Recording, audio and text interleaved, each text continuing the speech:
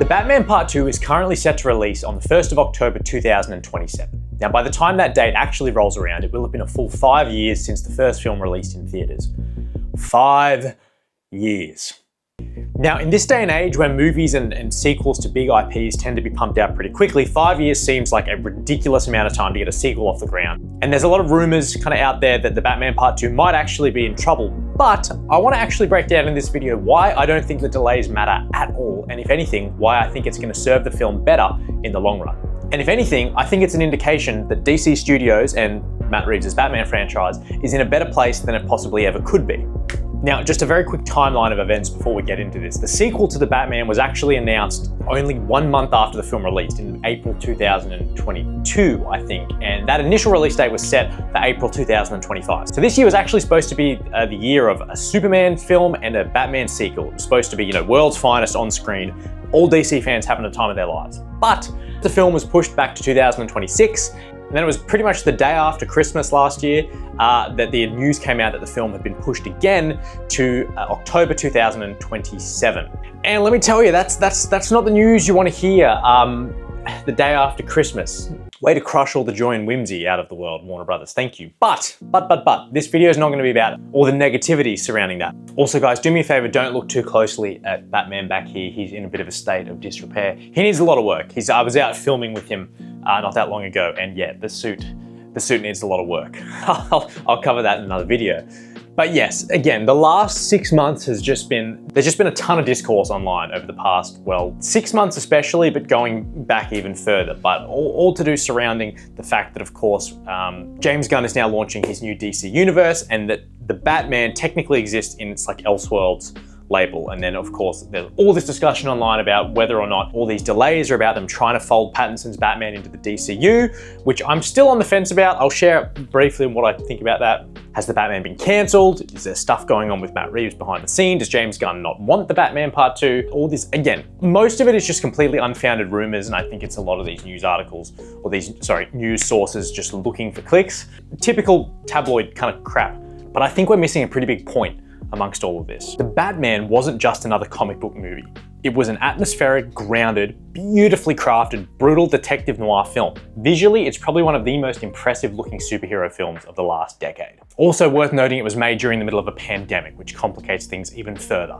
Under pressure with complications at pretty much every level of production, given that the scale of COVID just impacted every facet of the industry. Somehow, in the midst of all of that, Reeves still managed to deliver something that felt wholly unique, personal, and was received widely to critical acclaim. Now, something like that doesn't happen quickly, it doesn't happen by formula. That happens when someone is trusted to make their film, to take their time, to build a world, and not just a product. And now that Matt has the opportunity to do a sequel, this is the first true Batman sequel that we've had since The Dark Knight. Now, the pressure is definitely going to be on once again. The expectations are high, the noise is louder, especially with regards to all this kind of storm online about people saying the film's cancelled, Matt's not delivering scripts on time, James Gunn doesn't want this Batman competing with his DCU Batman. And there's this narrative floating around that the delay means something has gone wrong, that the film's in trouble, it's cancelled, it's not happening. As it currently stands, Matt Reeves is still working on the script. We know that he's had multiple conversations with James Gunn. We know James Gunn is in support of the project, repeatedly stating that the Batman Part 2 is still happening and he believes in Matt and the world that he's building.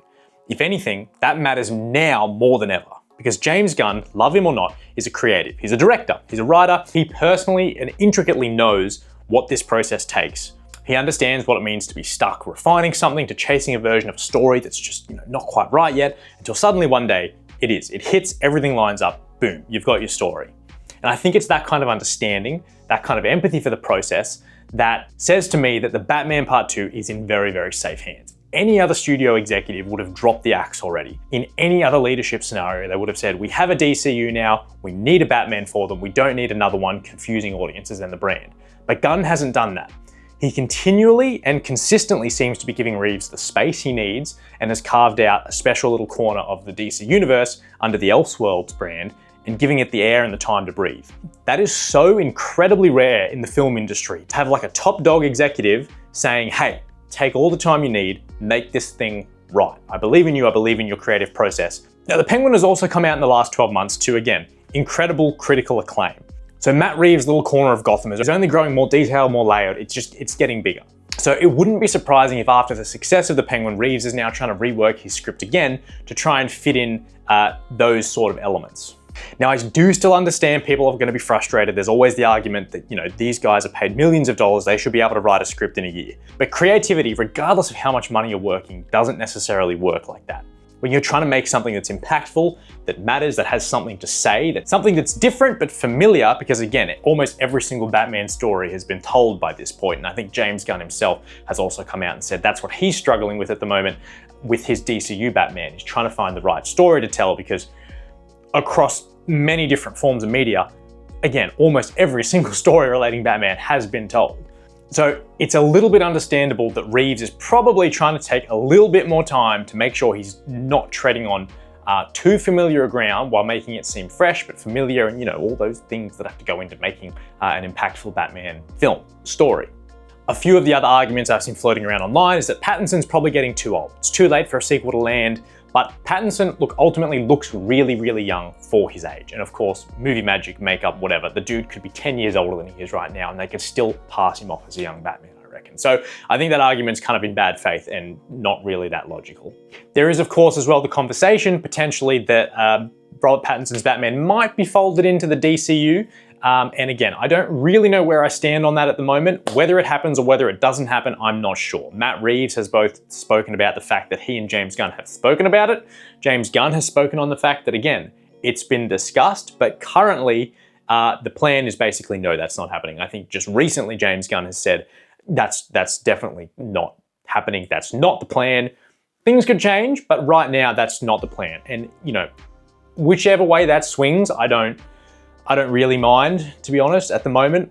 As long as the story is currently it's not being merged, then I'm not going to waste my time thinking about it. I'm happy with Pattinson existing in his own kind of really, really grounded Gotham. At the moment, tonally, I mean, from a Batman and Superman perspective, I do think Corrin Sweat and Pattinson's versions of their characters could work quite well together on screen. Again, I think it's more just I think it will be more of a tonally different kind of global DC universe as a whole. It's hard to imagine this kind of stuff existing in the same world as this kind of stuff, and I'm sure it can. It's just that, again, I don't know, I couldn't necessarily see Pattinson's version of Batman squaring up with someone like Darkseid, which I'm assuming at some point, you know, the DCU might get there again eventually. But again, that's probably a topic and a video for another day. At the moment, these universes are separate, and I think that is a good thing. Ultimately, as fans, I get it. We desperately want to see the continuation of this universe, and the thought of having to wait for that sucks. But I think we also need to take a bit of a step back and just kind of appreciate what we already have. And of course, as we've seen with the MCU and Star Wars, the quality of the content seems to decline over time when they're trying to prioritize pumping out content for the sake of having content. As it currently stands, we have two incredible outings in this universe. We've got the Batman, we've got the Penguin. Both of those are stunning, beautifully made outings in this version of Gotham, and I think we just need to kind of take a bit of time to appreciate what we have, lest we fall into the trap of quantity over quality, and then we end up in some place like, kills me to say it, but like the MCU or Star Wars at the moment. Both of those franchises seem to have been struggling a little bit in that regard. I, more than anyone, want to see this universe continued and as quickly as possible. Hell, I spent almost 2 years of my life building a Batsuit. This is a universe that I care so passionately about, but ultimately as well, I care about the people behind the scenes, Matt Reeves being one of them. And as a creator, he would be under an insane amount of pressure to deliver something that not only is as good as the Batman, but is better than it. I've just seen a lot of rhetoric online of people kind of getting a little bit upset at him. Even I've been guilty of that, feeling like I'm entitled to a sequel to this film simply because I liked it. But as James Gunn recently pointed out, we're not entitled to anything just because we like the Batman. He is a human being, just like any of us, and let's just give him the time and space to do what he needs to do. The Batman Part 2 will come out.